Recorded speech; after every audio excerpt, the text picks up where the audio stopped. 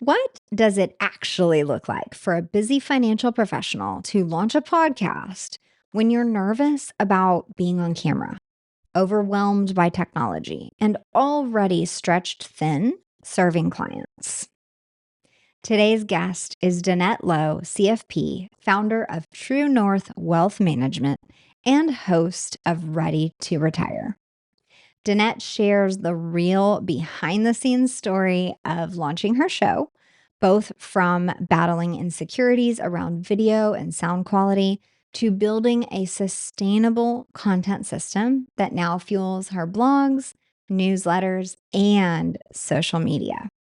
We talked about consistency, taking breaks without quitting, balancing client work with content creation. Those two things can take each other over if you're not careful, and how podcasting became the central engine of her marketing strategy. If you've been telling yourself, I should be doing newsletters, or I should get posting consistently on social media first, or whatever, stop shoulding yourself into a corner. Instead, listen to Danette's honest behind the scenes story about how she overcame those hurdles and what it's done for her business. Welcome to Podcasting for Financial Professionals. I'm Virginia Elder, founder of Podcast Abundance, where we help you use podcasting to market your business, to increase your authority, to get more eyes on your practice, and to capture leads for your business. If you're an investment advisor, tax strategist, business finance sleuth, or wealth management professional who wants your podcast to actually support growth, not just create content, you're in the right place. I made the podcast conversion blueprint just for you. It walks you through exactly how to turn your listeners into clients using a simple framework you can apply right away. The link is in the show notes. Here we go into today's episode. Hi, Danette. Thanks for doing this with me today. Hi, Virginia. Thank you for having me. This is going to be fun. Yes, this has been a long time coming. We've known each other for a while, so I'm so excited to have you on. Happy to be here. If you could give folks an idea of what your business looks like right now, then we'll jump into like the podcast and all the juicy marketing stuff. Yeah, sure. I'm a solo advisor. I started in the business in 1999. I worked originally for Morgan Stanley for, I think, 13 years. And then I launched my own company, True North Wealth Management, in 2012. And I've been on my own since then. I have 3 people on my staff, a client service associate, I have a marketing coordinator, and a paraplanner. We serve families in Northern Nevada. We have kind of a small number of households, but they have a high average balance per household. And this whole process started, I wanted to write a book, and I learned about having a platform. And so I started to do the podcast. Very cool.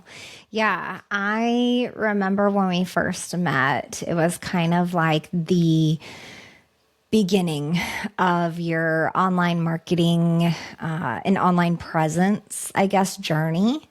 Will you walk us through kind of the thought process was there? Why did you want to write a book? And then why did that become this online marketing endeavor?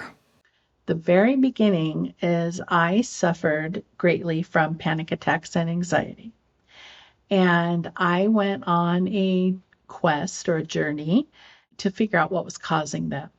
And I was able to learn some techniques and strategies that made them go away. So I don't have them anymore. If I do have one, I know what to do right away to get myself back in control.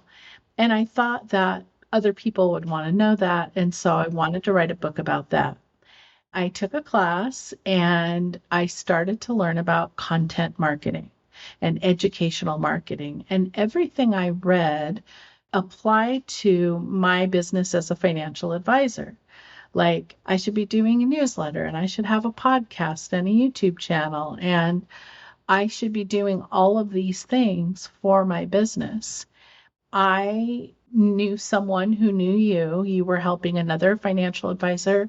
Two friends of mine produce their podcast, and they said, "Oh, talk to Virginia. She's great." And so I started doing it. I followed, you told me step by step what to do, and I did exactly what you said, step by step, maybe not on time.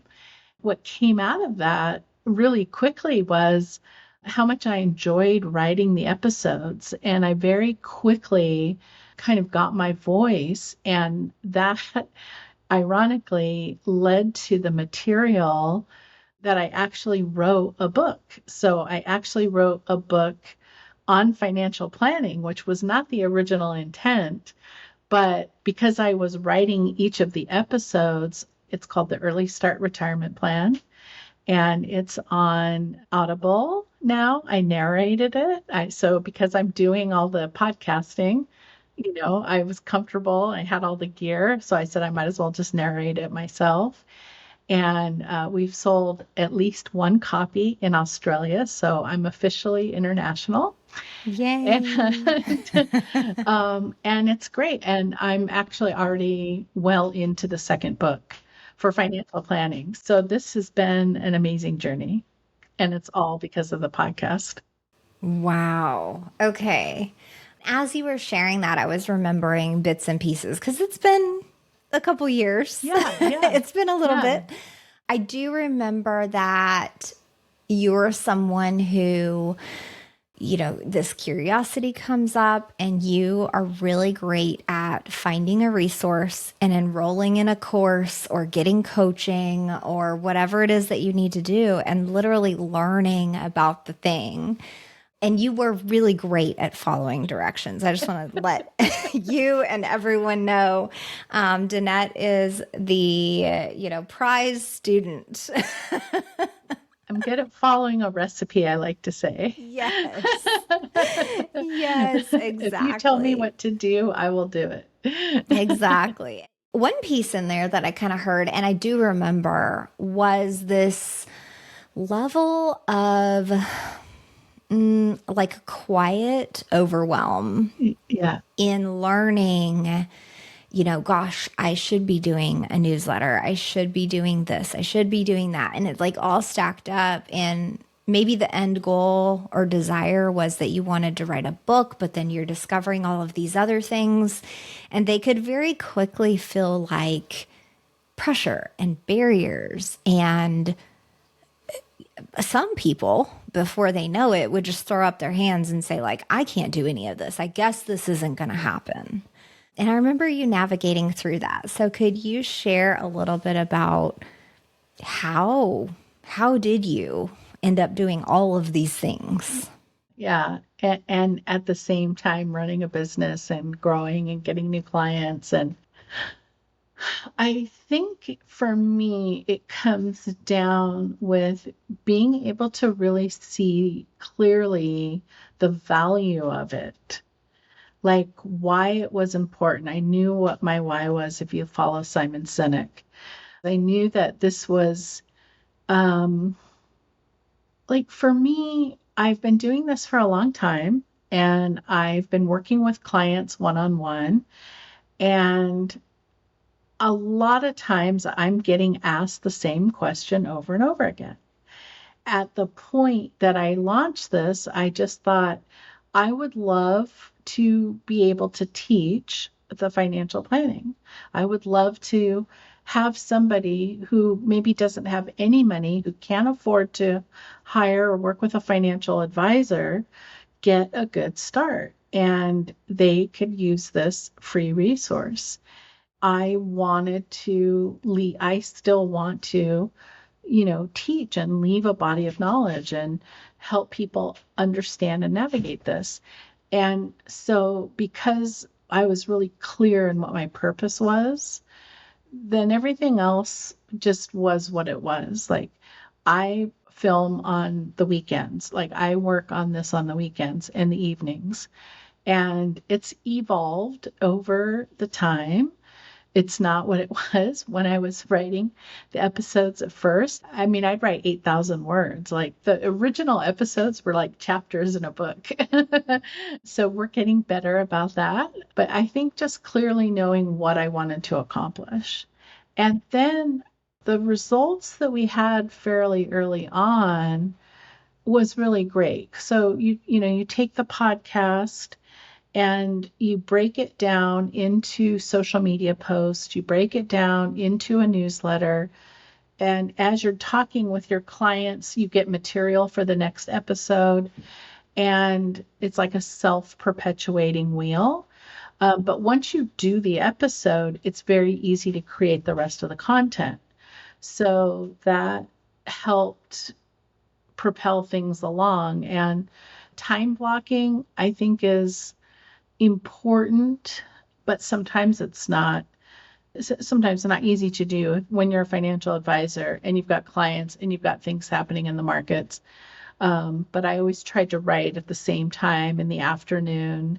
And then when I would be on the treadmill or whatever, I'd be thinking about what I wanted to write. So you sort of build in, if I only had 15 minutes, then I only had 15 minutes that day, but you just build it in. What I'm hearing is almost the opposite approach of what a lot of folks try to do. So the approach that I see often is that, well, I want to have a podcast or a YouTube channel. I want to write a book. I want to do that. But first, I have to get to the point where I'm posting on social media consistently.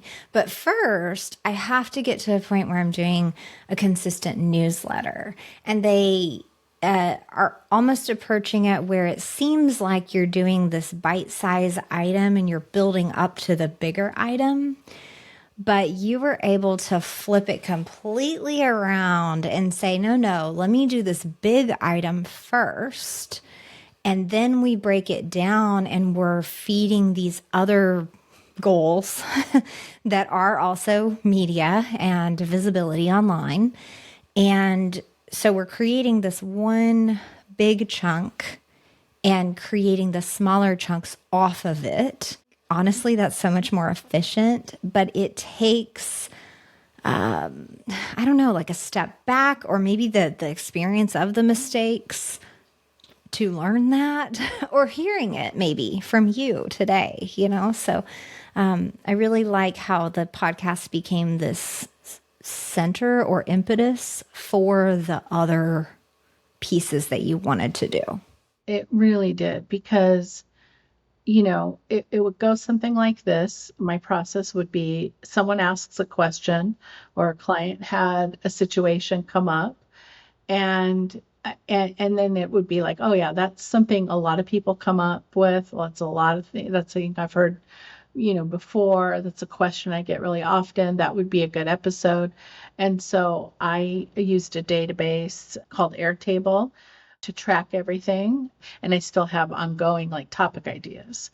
So I could write 52 episodes in a weekend if I had to, because I have so many ideas.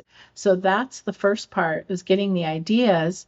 And then what do you want to teach about the thing is the core. So once you know that, you have your 3 to 5 points that you want to teach.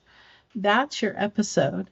And from there, then you can write a blog article and bring other resources in. And then you can take that and create social media posts. And you can use AI like Claude and ChatGPT. I mean, all of those will help you ideate and get episodes and do your social media. And then every time we released an episode, we did a newsletter. And if we got behind, which has happened a couple of times, then we would release a newsletter that pointed back to an old episode. So it was really for us valuable to have then a bank of episodes. And so if we were behind or whatever, we would point back periodically. The other thing that has been really fun is that our clients are treating us with more respect. So this happened like early on, like clients react to the podcast in a different way than you would ever really expect. They'll say things like, well, you're the expert and I defer to you. And, you're the one writing the articles and you're writing the podcast. And they love it. You're demonstrating your knowledge. And then people who haven't worked with us yet will find the podcast and watch a couple episodes and they would be like, would we actually get to work with you? And I'm like, yeah, I'm the one. So it adds this level of credibility that you really can't get from any other method. You nailed it. There's like this perceived level of celebrity almost that they sense just because they see your little picture on their podcast player, or they, if they're subscribed to your YouTube channel, they get that ping when you post a new video. So it's kind of like you're their news anchor or their favorite reality TV star or something like that. I agree. It really elevates you, not just to a position of being able to educate the public for free, but it's this nurture tool for existing clients or people that were thinking about working with you. But then with people who already know you, it's like, oh, wow. Like, well, you're the one who talked about Social Security on your podcast episode. I mean, you must know so much. I mean, what should I do? Yeah, it's been wonderful. There hasn't been any negative from doing this adventure. It's not expensive. I mean, it's not free, it's not cheap, but it's not expensive considering other things we do. And it's something that we own, something that we control. And if you work for a broker dealer, there's some things that you just don't have control over, but this you do. And compliance wise, I've never had any problems. We do have to get everything pre-approved for compliance, but we've never had any difficulties with it.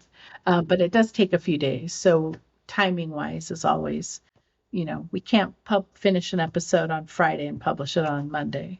We have to put it through the compliance process. But I'm a real big believer in checklists and processes. And we have a really strong workflow for podcast producing. And yeah, that's how it saves us time.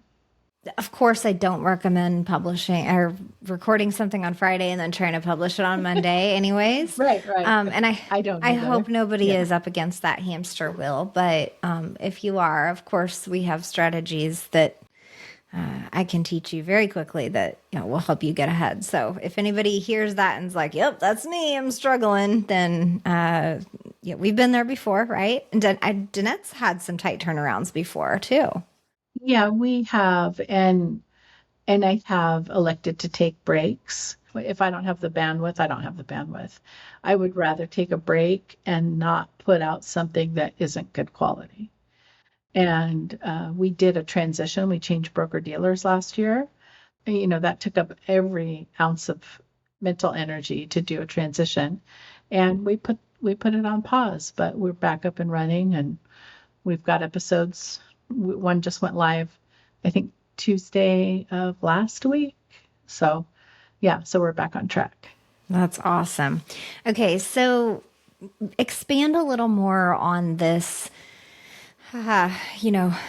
double-sided sword where, on this side, the word on the street is that you're just consistency. And I hate that word, but it's just like, you have to publish, weekly, and, if you fall off, people are going to leave or whatever.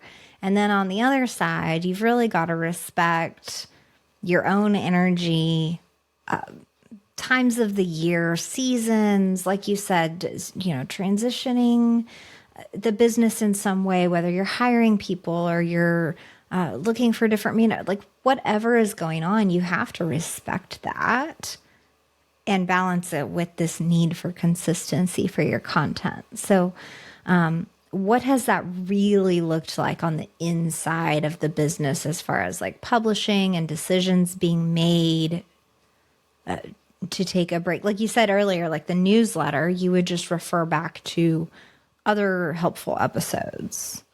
In the beginning, we followed a really strict schedule, and our episodes were way too long, and they didn't need to be. I mean, like it would take an hour and something to film and edit it. They're 30 minutes, 28 minutes, something like that.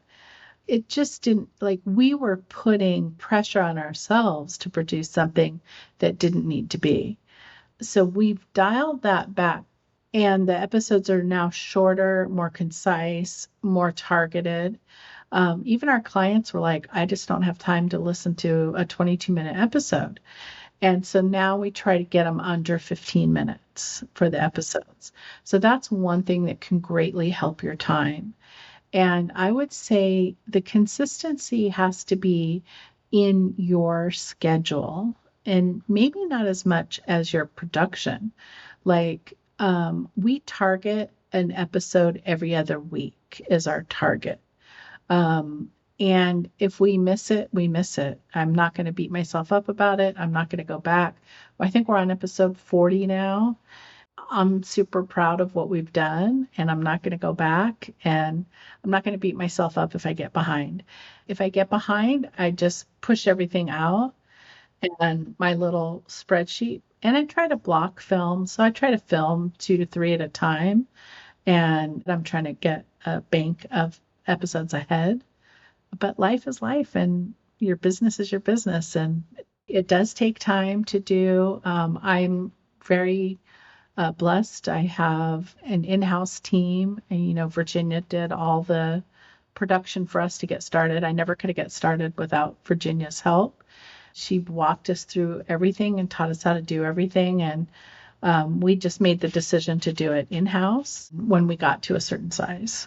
The other thing I like about what you're doing and what you've accomplished so far is that you were never someone who was hung up on, how many listeners do I have? And how many subscribers do I have? And how many clients did I get this week from the podcast? You were determined from the beginning that I'm going to do this because I want to, and people will benefit from it. And I kind of don't care. I mean, I don't want 2 listeners, but I don't want millions. Like, I'm just happy chugging along. If I'm getting some positive feedback, then I'm doing the right thing. And I really appreciate that perspective, and was wondering if you could expand on that a little. Like, how did you reach those conclusions and that perspective? Yeah, it's funny. I follow a guy named Brendan Bouchard, and he's an amazing thought leader, and he's got all the energy in the world. And I was at a conference of his, and he talked about this very point. He said, a lot of you will complain that you only have 50 listeners or 100 listeners. And he said, I would like the first 2 rows to stand up in the room, right? And we did this exercise in this auditorium, and the first 3 rows stand up.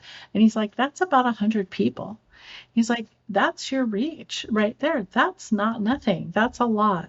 And that's just the starting point. And I watched a guy that did a YouTube channel, and it was just on how to play a particular video game.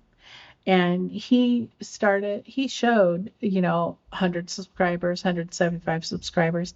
He's at like 3 million subscribers now. And it's just a stupid video game, a free video game on your phone.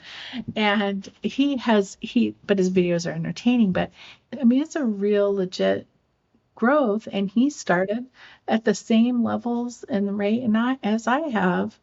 We track our metrics, like we watch and look at our subscribers, and the more consistent we are, the more subscribers we get. And we have a challenge, I think, in our industry because we're not allowed to have them comment. So we have to kind of direct them to Facebook. I think you would grow faster maybe if you could do commenting and things like that, but we can't. But that's just what the reality is. So it is a little different for us in our industry, but growth can happen. I think like my goal has never been about growth. It's just about doing the work, and the benefit comes like, if I had 20 new clients, especially 20 new ideal clients, that's game changing, right? That's me hiring probably two more people. I mean, the little side benefit that has been happening for us that I don't know anyone else that it's happening for is that we are getting found. Clients are finding us through AI. So they're finding us through Perplexity and ChatGPT. They're going into AI and they are typing in what their profile is, a little bit about themselves, and they are able to find me because I have enough material out there that the large language models understand enough about who I am and who I serve because of the blogs, because of the podcast, because of the book. And so it's all working together. And it's the type of referrals that you cannot get from Google, right? You cannot pay for this. I'm getting ideal clients through search from this. And I don't have, I have very modest following. That's amazing. Okay, so these ideal clients, are they coming to you because much of the content that you've published is on a very specific topic and they were searching that topic? Or how do you think that's worked? I have not really done a deep dive into any one particular topic. I like to teach for people at any level. Like if they're just starting out and have very little money, here's like one of the episodes was 5 savings hacks. Did really, really well. And then we do advanced topics. One of the next topics I'm going to do is donor advised fund because that's an amazing tool for a lot of people. It fits a lot of circumstances. And so we're going to do that next. So I haven't had a particular topic. So what I'm understanding is just people are typing in and saying, looking for a financial advisor near them that could help with pre-retirement planning. I mean, the show is called Ready to Retire. And so a lot of our episodes are about surrounding a lot of what I talk about is around life design. And it's like not your money or how much money you have, but what are you going to do with your life with your money? Like money as a means to an end as opposed to the end, right? So that probably is our biggest theme is around life design. Okay. And then just based on what you shared with us earlier, the podcast content is kind of at the center of that. So then it would only make sense for the blogs, newsletters, social media posts, anything like that to kind of be almost like a spin-off of the podcast content.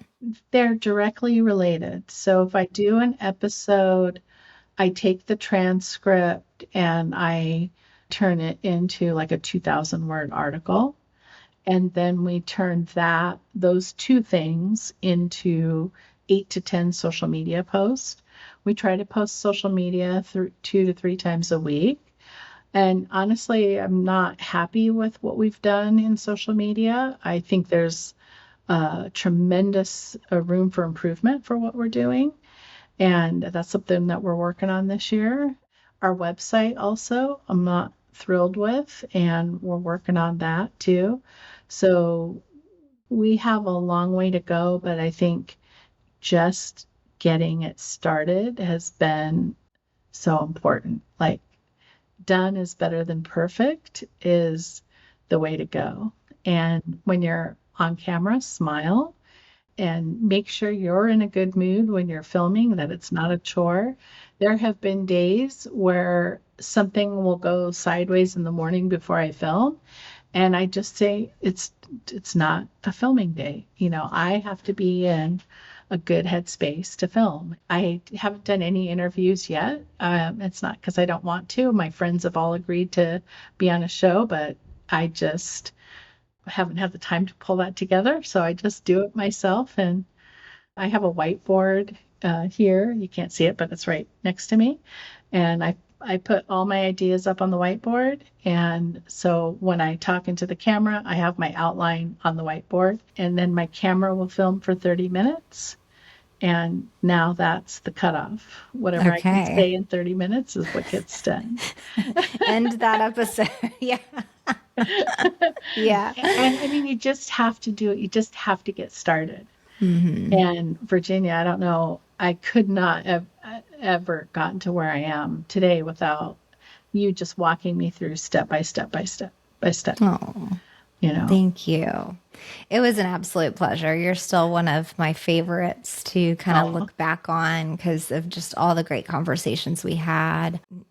As you were getting started, I would love actually to kind of have you take us back to that because I think some of the barriers that you felt personally as far as getting on camera and just how you look, how you sound, how you feel, what's in your background, just all that stuff, those were concerns of yours at first, and we worked through that. And I think so it's very apparent in the podcast space there are about twice as many male hosted podcasts than female hosted.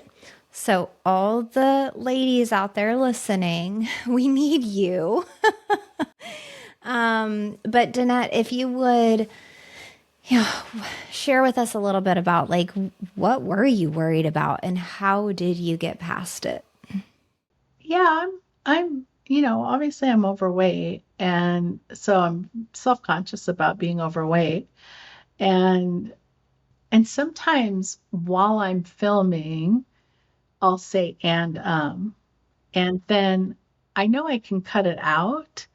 But then it's almost like a tic. Then it's like I'm saying it 3 times, and then I'm like, I can get myself worked up and riled up while I'm filming, which is really dumb because it's just you and you're going to edit out any of the parts that you mess up. And so there's a little bit of just a learning curve on doing the filming. And because like I've never filmed anything before, and when you rehearse it in your mind's eye, in your mind's eye, you imagine this.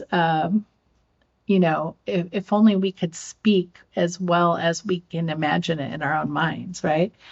And so the first couple of episodes, I don't think I filmed myself the first couple of episodes. So I wrote the scripts and I read the scripts and I wanted to make sure you could understand me. So I spoke very slowly and I read very carefully, word for word. And listening to the first couple episodes were like torture. It's like, oh my God, you got to speed it up, girl. You got to talk faster, talk faster. And then I think it was about episode 7 or 8, I turned the camera on and so when you're filming, you can't read as much. And so I was struggling to like say every word exact. And then I let go of that and did the outline. And now I do the outline on the whiteboard and I'm cutting down the amount of time. Like, don't worry about the first 10 episodes. They're going to stink. And that's part of the process. I mean, the benefit was learning my voice, learning what I wanted to talk about, learning about how I wanted to articulate what the topic was and get over myself on all the other things. No one has, the only comments I've ever gotten are really lovely comments like, oh, that was a great episode. I like that point. I shared that with my friend. No one's ever said anything bad about any of them. It's like public speaking. People are more afraid of public speaking than dying, right? You've heard that.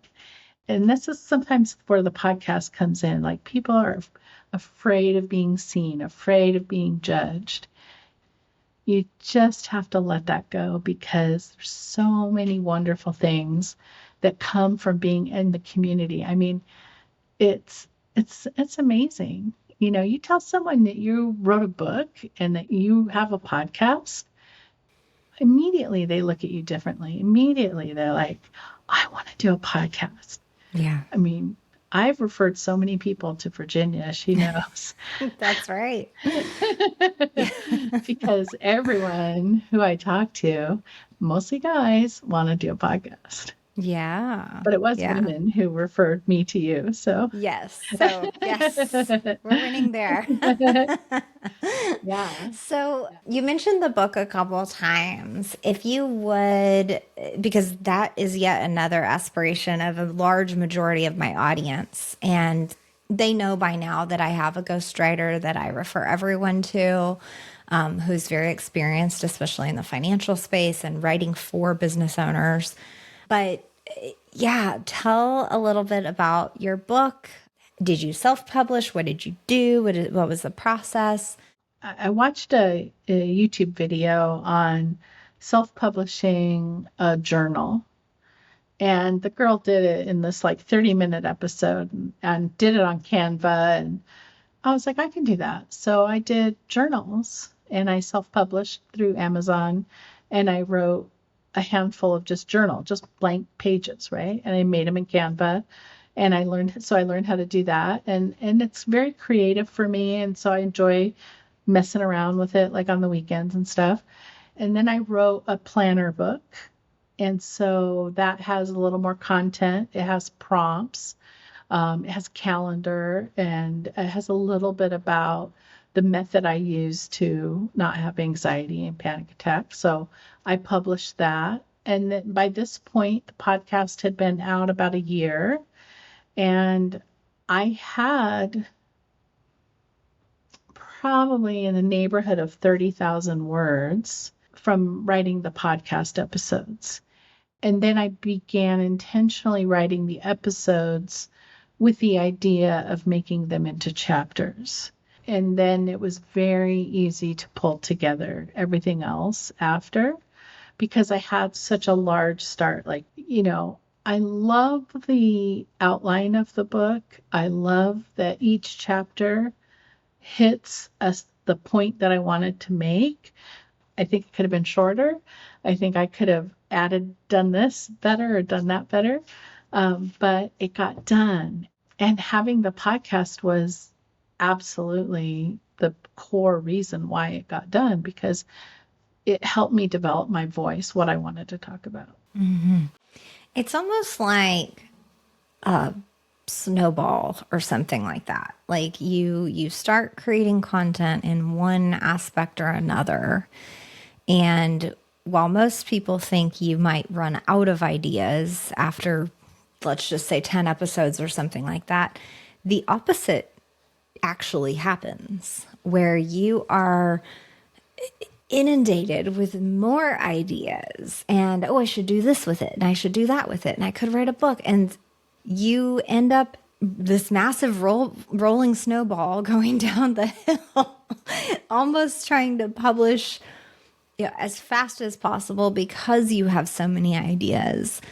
And I think that's kind of the underlying thing that I'm hearing from your story. And I guess maybe the snowball concept sounds a little scary as far as like how many ideas you might have and what all you might want to do. But the fear of getting started for many people I hear is, how do you have so much to talk about? Or what if I run out of ideas? Or what it has to do with those topics and the fear around that consistency piece.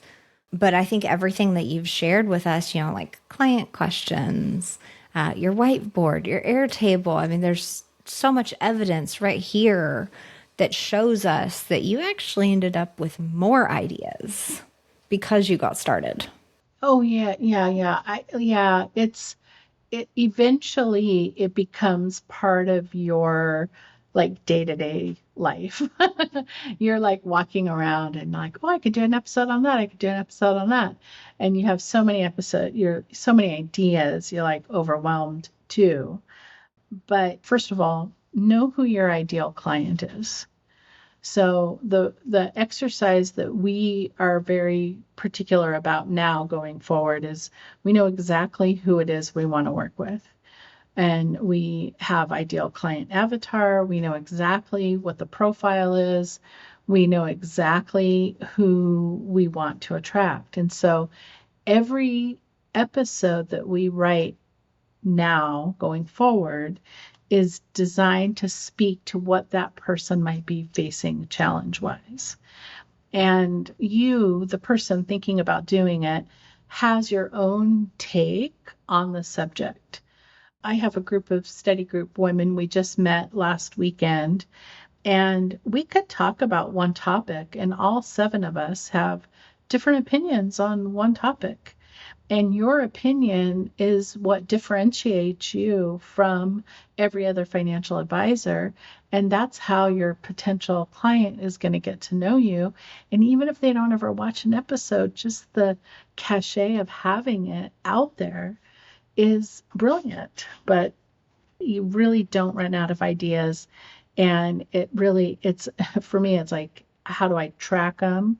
I spend an hour and I ideate. I try to get 10, 15, 20 ideas. I use AI to help with it because I'm on the paid version. So it knows what I've written about in the past and it knows like what I want to get at. And so I use everything, every tool that I have available to help me, I use. I really like that. And I agree. There are moments, whether it's seasons, second week of the month, or whatever you want to say, there are times where I am just bursting with, webinar ideas and collaboration ideas and topics and this and that and da da da da. You catch me on a different day or a different week and I am void. like all I can do is go down the checklist and just do the things. And I have no creativity whatsoever. Almost like in a slump versus a high. So whatever that looks like for each individual, you've got to take advantage of those energetic moments, get them down, take note. Yeah. I use Notion to jot quick thoughts down. And so then when I go to film, I'm only going to film 3 to 4 episodes at a time. So I pick of these 10 to 12 ideas, what are the ones? And then I write scripts for them. And if I'm not feeling it, I'll let it go. And I try to time it to the seasons. Like we try to talk about gifting and giving and around October, November, December, that type of thing. We try to talk about 529 plans when school age things are happening, but I'm also not too precious. I talk about what's current and interesting to me right now. And don't ever worry, there's no end of ideas. There's 1,000 things you can talk about. Then you're like, oh yeah, and I can do this. Oh yeah, and I can do that. There are many moments where I'm talking to myself in the kitchen, and I'm thinking God, this is so good. This should be recorded. Yeah. I do that too.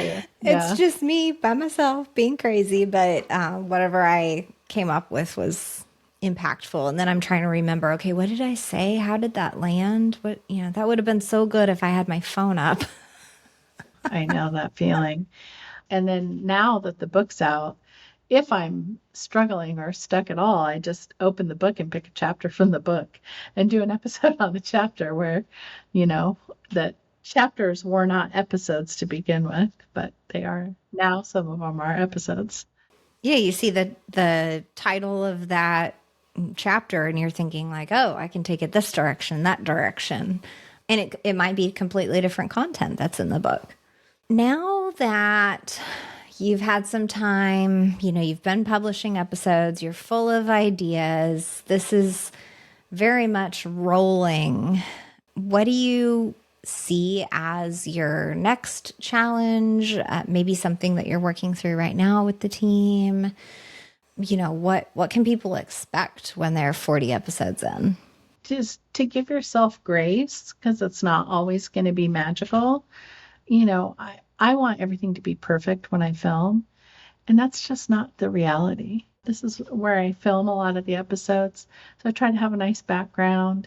I don't watch any other financial advisors podcast. I've never done that, but I watch other podcasts. So I'm trying to look to see what other people who I like their style doing, maybe a productivity person, or I love office tech videos.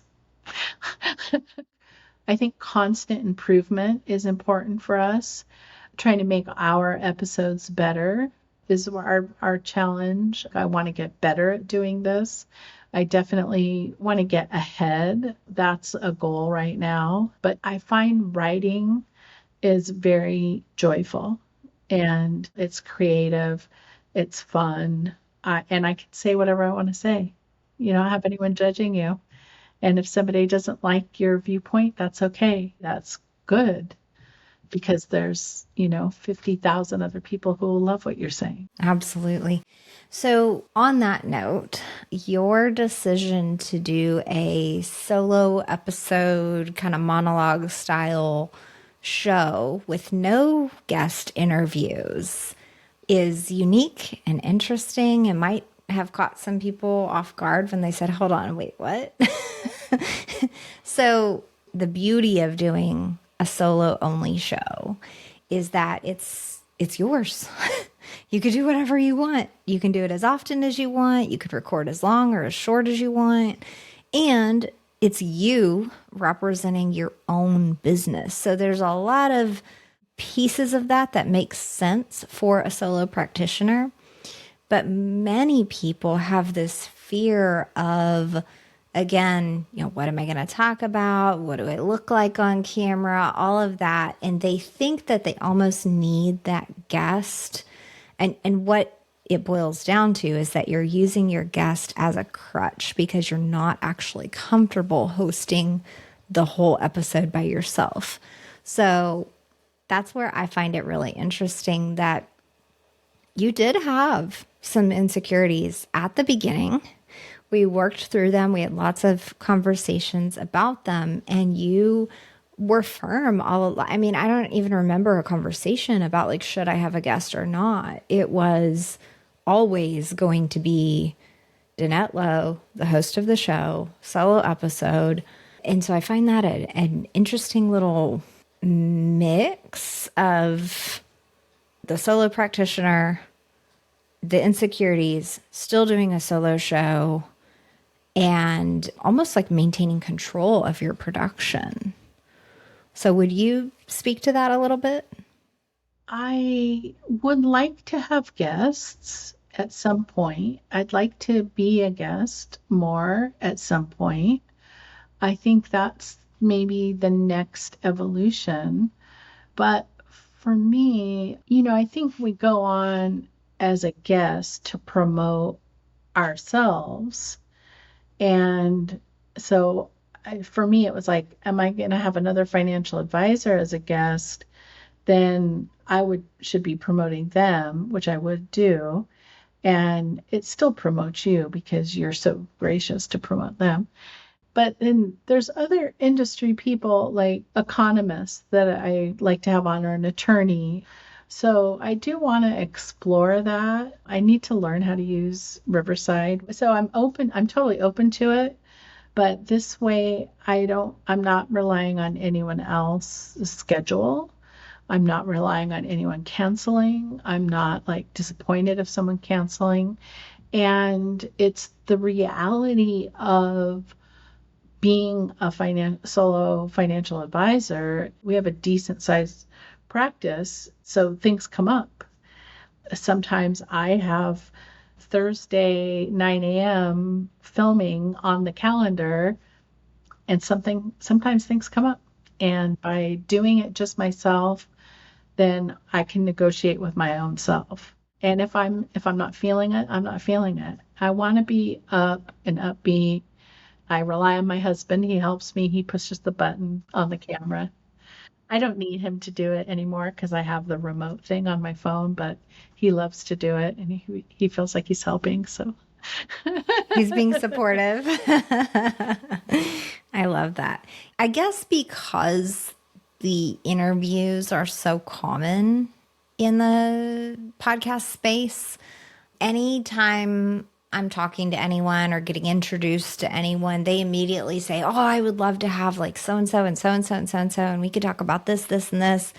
And in that moment, depending on the context, sometimes I have to stop myself from saying, like, hang on, you can't talk about fishing and, writing a book and financial planning and soccer coaching and, like this is too broad. Like your show has to have like a focus.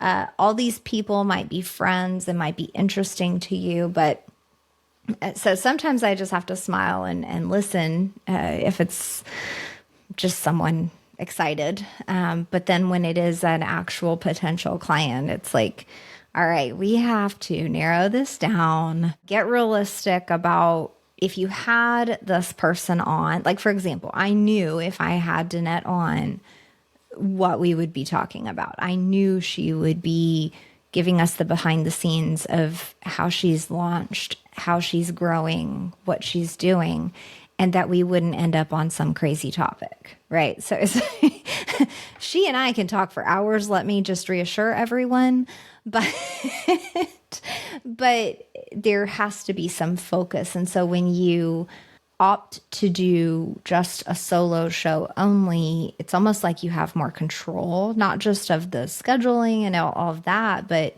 like you said, Danette, you're relying upon yourself. You get to talk about what you want to talk about, and you don't have a guest that's like derailing the conversation. yeah, I'm totally open to it, but I haven't done it yet. Hey, there's always a way to grow, a way to improve, a way to experiment. Because who knows, we might talk in a year or two and you may have had a few guests on and said, yeah, never mind. I don't want to do that. So you'll have to see. Yeah, yeah. There's a few people that I know that I would like to have on, just especially just to go over like the finer points of maybe some more complex topics. But you'd have to be careful, like that they've done interviews before.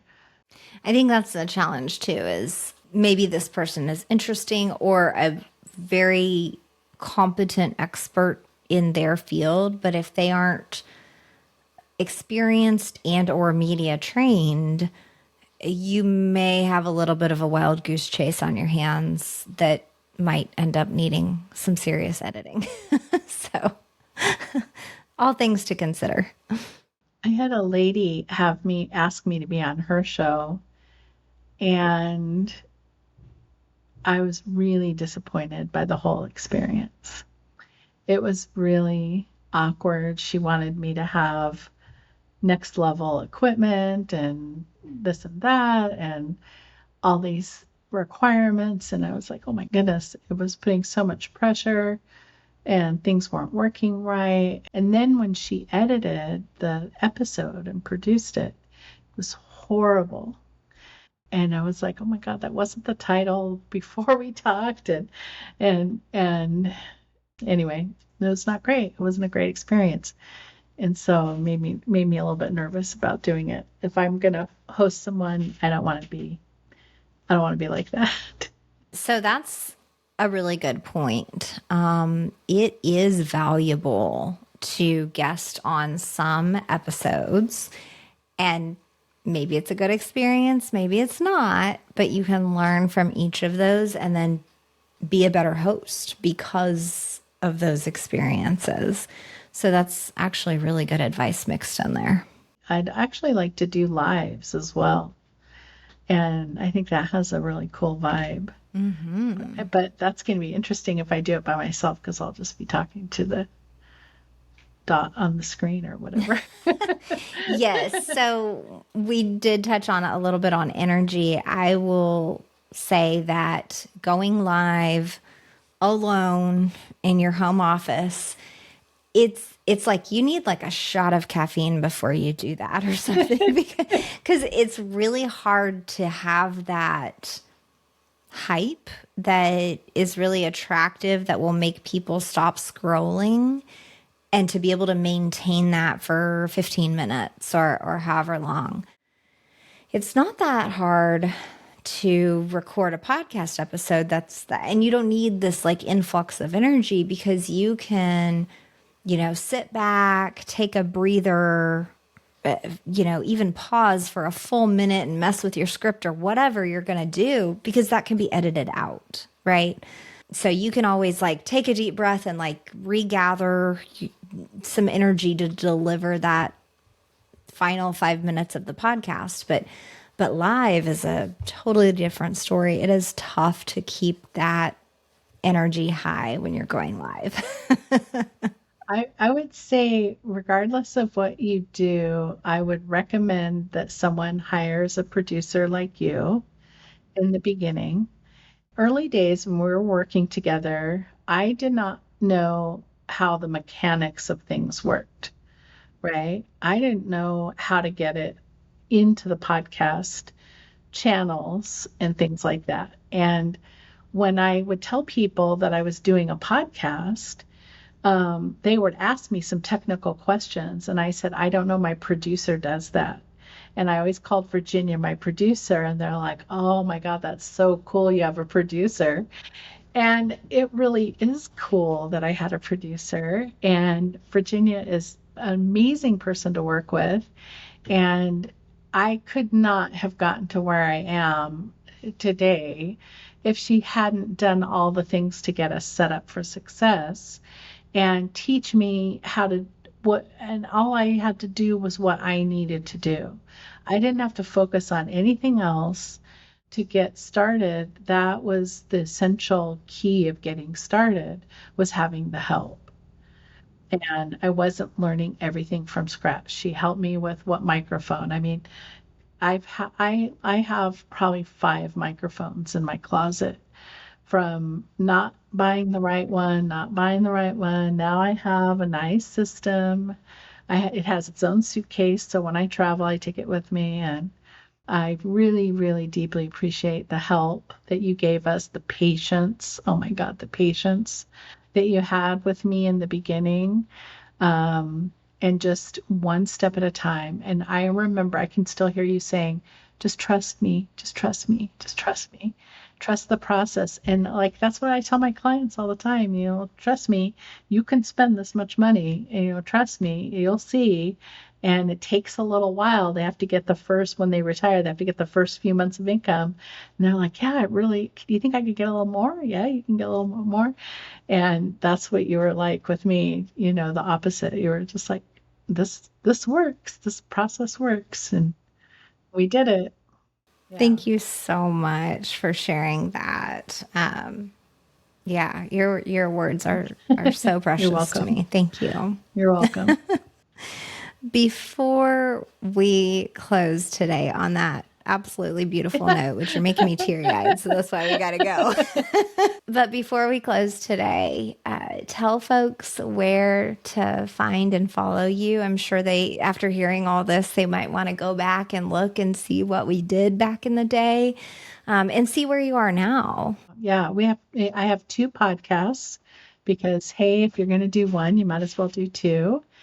The financial planning one is called Ready to Retire, and we're on all the podcast channels and YouTube. And the other podcast that I do is called Shine First Today.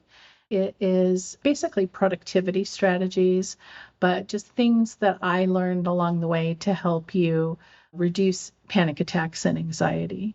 And what I found when I stopped having panic attacks and anxiety is I became extremely productive. Like, I spent a lot of time being stressed out, and it kind of frees up a lot of your time to get through that. So that's how I can get a lot of things done. On that note, I'm sure people are hearing like, oh my gosh, Danette should be on like all of these either health podcasts or, maybe it's a productivity podcast, but I'm sure everybody wants to know your hacks on how to stop being stuck in anxiety, because that is a major problem these days. So don't be surprised if you get invitations, Danette. Thank you so much for being here with me today. All right. Take care, Virginia. Thanks so much for listening to Podcasting for Financial Professionals. If you want your show to do more than just educate, if you want it to generate leads and bring in clients consistently for the long haul, make sure you're using the Podcast Conversion Blueprint. This free download helps you structure your podcast to attract new listeners, refine your messaging to nurture them, and capture those listeners when they're ready as your next best clients. And of course, practicing what I preach when you sign up for your free download of the Podcast Conversion Blueprint, you're going to land on my email list. Hit reply to any newsletter because I'd love to learn about your show or about your ideas for a show. I'll point you toward your next best step, whether that be light support like an audit of your show or becoming a member of the Academy. Or maybe you need full service strategy and accountability like what I do inside the Podcast Conversion Lab. Thanks again for listening to Podcasting for Financial Professionals. If you enjoyed today's episode, stick around for the next few episodes because each one incrementally helps you improve your podcast.